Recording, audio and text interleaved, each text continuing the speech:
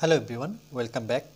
Study ম্যাথমেটিক্সে প্রত্যেককে স্বাগত জানিয়ে ক্লাস 9 থেকে আমরা chapter 16 page number 231 video part number আজকে 16 করব। বৃত্তের পরিধি সার্কামফারেন্সেস অফ সার্কেল। কোষে দেখি 16 থেকে লাস্ট ভিডিওতে আমরা 7 দাগেরটা করেছি, আজকে আমরা 8 দাগের অঙ্কটা করব। 28 মিটার ওকে 28 মিটার দৈর্ঘ্যের ব্যাস বিশিষ্ট বৃত্তাকার ট্রাকে পূজা ও জাকির একই জায়গা থেকে একই সময়ে প্রতিযোগিতা শুরু করে। পূজা যখন 4 পাক ঘুরে প্রতিযোগিতা শেষ করে, জাকির তখন 1 পাক পিছনে থাকে। প্রতিযোগিতাটি কত মিটারের ছিল এবং পূজা জাকিরকে কত মিটারে পরাজিত করেছে হিসাব করে লিখি। তাহলে এখানে দেখো ব্যাসের দৈর্ঘ্য হচ্ছে 28 মিটার, আর সেই পূজা কী করেছে, 4 পাক ঘুরেছে। তো এখানে অ্যান্সার বের করতে হবে সে কত মিটার ঘুরেছিল আর পূজা জাকিরকে কত মিটারে পরাজিত অর্থাৎ তাকে হারিয়েছিল। তাহলে প্রথমে আমরা কি করব, একটা বৃত্তাকার ট্রাক আঁকবো। ওকে, ট্রাক বলতে এখানে কি, যেখানে প্রতিযোগিতা হয় দেখবে এখানে এরকমভাবে একটা ট্রাক করা হয়। ওকে, তাহলে এটা যদি বৃত্ত, তাহলে বৃত্তের কেন্দ্র থেকে আমরা কি টানবো, একটা ব্যাসার্ধ টানবো। আর তাহলে এখানে আমরা লিখব যে বৃত্তাকার ট্রাকের ব্যাসের দৈর্ঘ্য প্রথমে যেটা দেওয়াই আছে সেটা কত, 28 মিটার। তাহলে আমরা লিখতে পারি যে সুতরাং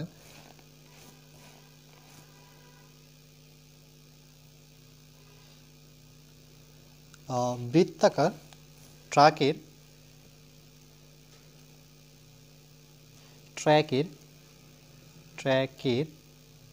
ওকে বৃত্তাকার ট্র্যাকের ব্যাসের দৈর্ঘ্য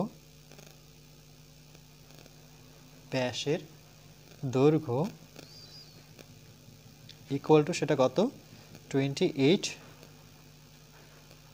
মিটার। এটা হচ্ছে ব্যাসের দৈর্ঘ্য, অর্থাৎ এখান থেকে এই টোটাল দূরত্বটা কিন্তু দেওয়া রয়েছে, সেটা কত, 28 মিটার টোটালটা। কিন্তু আমি অর্ধেকটা বের করব, তাহলে সেটা কি বলা হয়, ব্যাসার্ধ। তাহলে আমরা এভাবে লিখব যে বৃত্তাকার ট্র্যাকের ব্যাসার্ধ কত হবে, এটা সূত্র আছে, দেখো সূত্রটা এরকম যে ব্যাসকে যদি আমরা 2 দিয়ে ভাগ করি, ওকে, এটা ব্যাসকে 2 দিয়ে যদি ভাগ করি সেটা হয়ে যায় ব্যাসার্ধ। তাহলে ব্যাসের জায়গায় কত বসাবো, 28, আর সেটাকে 2 দিয়ে ভাগ করব, 2 দিয়ে কাটাকাটি করে নিই, 2 অক্ষ 2, 2 এর ঘর নামতা পড়লে 8কে পাবো 4 এর ঘরে, 4 দুগুণে 8, তাহলে 14 মিটার। ওকে, ব্যাসার্ধ মানে এইটুক পেয়ে গেলাম আমরা 14 মিটার, আর ইকুয়াল টু 14। তাহলে পরিধি লিখি, তাহলে এভাবে লিখব যে বৃত্তাকার ট্র্যাকের পরিধি, ওকে, পরিধির সূত্র কি, 2 ইন্টু পাই ইন্টু ব্যাসার্ধের দৈর্ঘ্য। ওকে, এটা কিন্তু সূত্র। এই যে দেখো পরিধির সূত্র কিভাবে লেখা যায়, যদি আমাদের ব্যাসার্ধ দেওয়া থাকে, যে বৃত্তের পরিধির লেখার সূত্র হচ্ছে 2 ইন্টু পাই ইন্টু ব্যাসার্ধের দৈর্ঘ্য।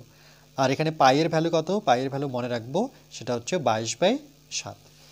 তাহলে এখানে চলো আমরা 2 ইন্টু পাইয়ের জায়গায় কত বসাবো, 22/7, আর ব্যাসার্ধ কত পেয়েছি, এই যে দেখো ব্যাসার্ধ 14।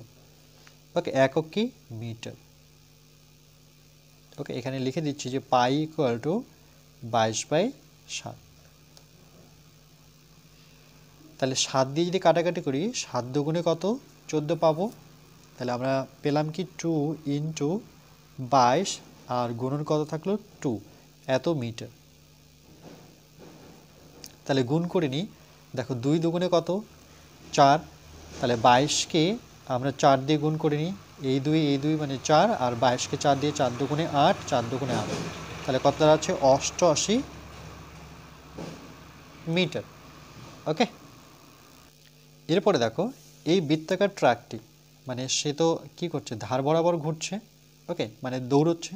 তাহলে এখান থেকে যদি পূজা এইভাবে ঘুরতে থাকে, তাহলে 1 পাক ঘোরা মানে কি, সে পরিধি বরাবর ঘুরলো ট্র্যাকটা। তাহলে আমরা এভাবে লিখব যে সুতরাং বৃত্তাকার ট্র্যাকটির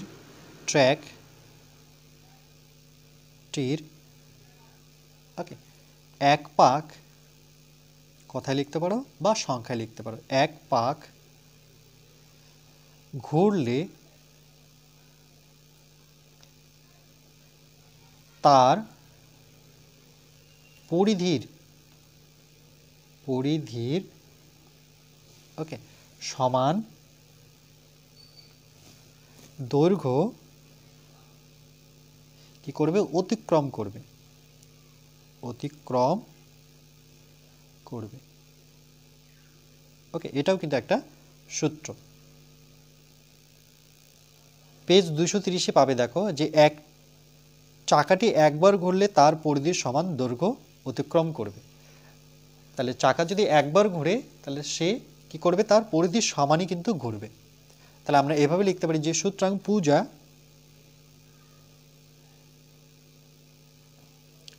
এক পাক ঘুরে,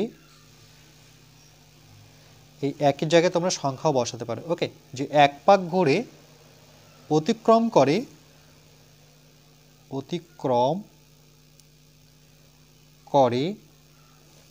কত?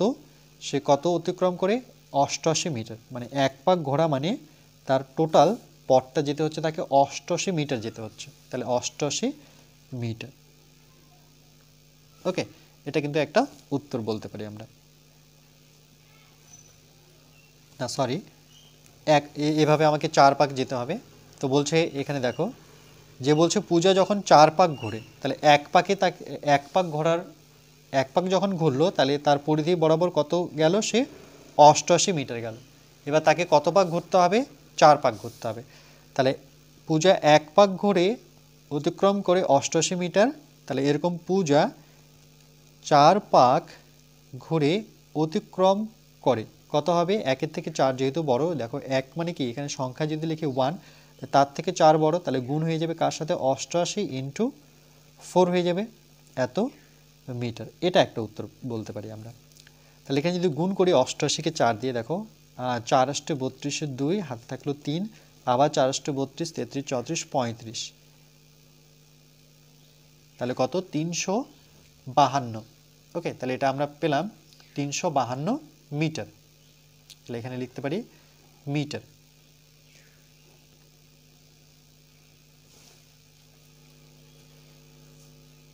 তাহলে এবার কি বলেছে দেখো, বলছে যে প্রতিযোগিতাটি কত মিটারের ছিল। তাহলে কত মিটারের ছিল প্রতিযোগিতাটি? প্রতিযোগিতাটি ছিল আমাদের 352 মিটার। তাহলে এভাবে লিখবো যে প্রতিযোগিতাটি ছিল 352 মিটার বা 352 মিটারের প্রতিযোগিতা ছিল। তাহলে আমরা লিখব যে প্রতিযোগিতাটি ছিল, সুতরাং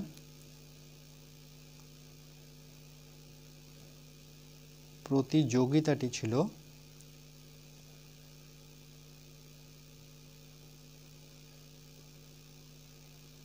সেটা কত? 352 মিটারের। ওকে, এটা কিন্তু একটা আমার উত্তর বেরিয়ে গেল।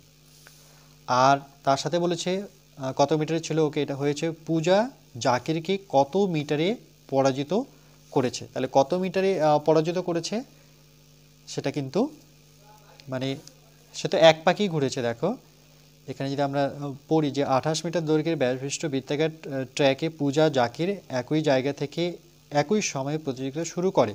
পূজা যখন 4 পাক ঘুরে প্রতিযোগিতা শেষ করে জাকির তখন কিন্তু এক পাক। তাহলে এক পাক ঘুরে সে কতটুক যেতে পারলো? 88 মিটার গিয়েছে। তাহলে আমরা লিখব এভাবে যে পূজা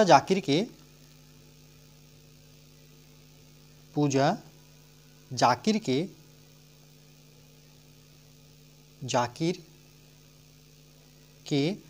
পরাজিত করেছে, মানে হারিয়েছে, পরাজিত করেছে কত মিটারে? মানে সেটা এক পাক ঘুরে মাত্র 88 মিটার গেছে, তাহলে সেটা 88 মিটারে। ওকে, এটা কিন্তু একটা আমাদের উত্তর।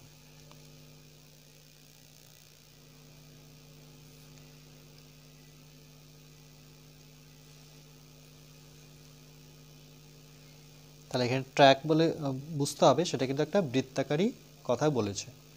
তাহলে সেক্ষেত্রে ব্যাস দেওয়া আছে, তাহলে আমরা ব্যাসার্ধ বের করব, 2 দিয়ে ভাগ করলে ব্যাসার্ধ হয়ে যায়। আর সেটা পরিধি বের করব, পরিধি মানে এই ধার বরাবর, সেটা পাবো 88 মিটার। ওকে, তাহলে ট্রাকটির এক পাক ঘুরলে সে কি করবে, পরিধির সমান কিন্তু ঘুরবে। তাহলে এক পাক ঘুরতে তার সময় লাগে, যেতে হয় তাকে 88 মিটার। তাহলে এরকম 4 পাক যদি ঘোরে তাহলে 4 গুণ 5 পাক বলে 5 গুণ হবে, 6 পাক বলে 6 গুণ হবে। তাহলে সেটা কত, 352 মিটার। এটা কার, এটা কিন্তু পূজা। আর কিন্তু যেহেতু জাকির এক পাকই ঘুরেছে, তাহলে তার 88 মিটার গিয়েছে, তাহলে পূজা জাকিরকে পরাজিত করেছে 88 মিটারে। ওকে,